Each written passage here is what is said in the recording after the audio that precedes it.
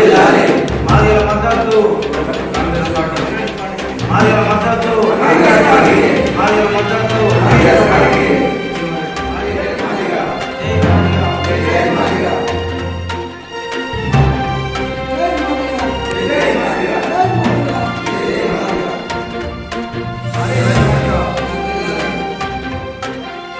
బోధన్ కేంద్రంగా ఎంఆర్పిఎస్ ఆధ్వర్యంలో press meet నిర్వహిస్తూ ఈ ప్రెస్ మీట్ సందర్భంగా ఎంఆర్పిఎస్ మాదిగల మద్దతు కాంగ్రెస్ పార్టీ పార్లమెంట్ అభ్యర్థి అయినటువంటి టి జీవన్ రెడ్డి గారికి అని ఈ సందర్భం గుర్తు చేస్తూ మేమందరం కూడా మాదిగ విప్లవాలందరూ కూడా కాంగ్రెస్ పార్టీ అభ్యర్థి జీవన్ రెడ్డి గారికి ఓటు వేసి చేయి గుర్తుపైన ఓటేసి భారీ మెజార్టీతో గెలిపించాలని ఎంఆర్పిఎస్ బోధన నియోజక శాఖ తరఫున విజ్ఞప్తి చేస్తున్నాం.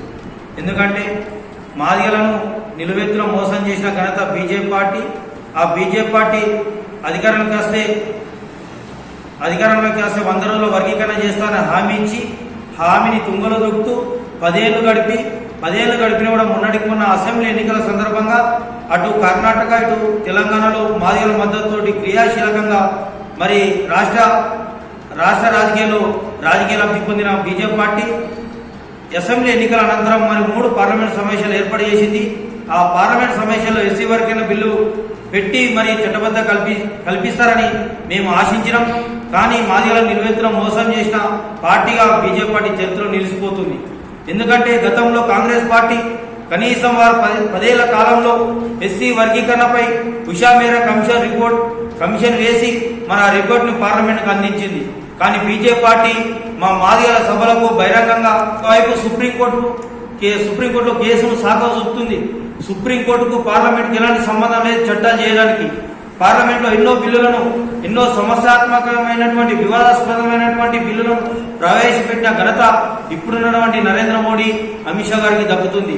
మరి అలాంటి సమయం ఎస్సీ వర్గీయుల పైన వారు చూపెడుతున్నటువంటి చిన్న చూపు, వారు చేస్తున్నటువంటి నిర్లక్ష్యాన్ని మాదిగ సమాజం కూడా పసిగట్టాలి. ఇప్పటికే మరి మరొక మారు మాదిగ సమాజం వద్దకు బీజేపీ పార్టీ మరొకసారి 2024 పార్లమెంట్ ఎన్నికల్లో మాదిగల ఓట్ల కోసం వస్తుంది. ఈ జీవన్ రెడ్డి గారికి మా పూర్తి మద్దతు ఉంటుంది.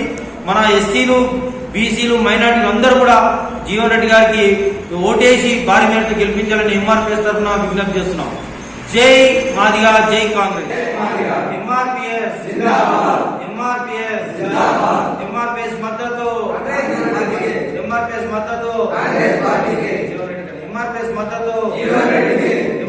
మద్దతు మాదిగల మద్దతు.